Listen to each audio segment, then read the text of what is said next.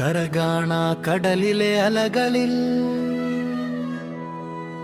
ഉലയുന്ന തോണിയിലിരുന്നേ വലവീഷണ മുക്കുവനെ ഞാൻ കണ്ടീല. ഇന്നിന്റെ നാൾ വഴിയെ ഞാൻ കണ്ടീല.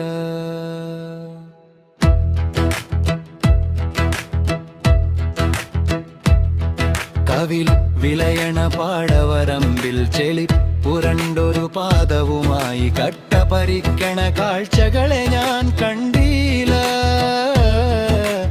ഇന്നിന്റെ നാൾ വഴിയെ ഞാൻ കണ്ടീല.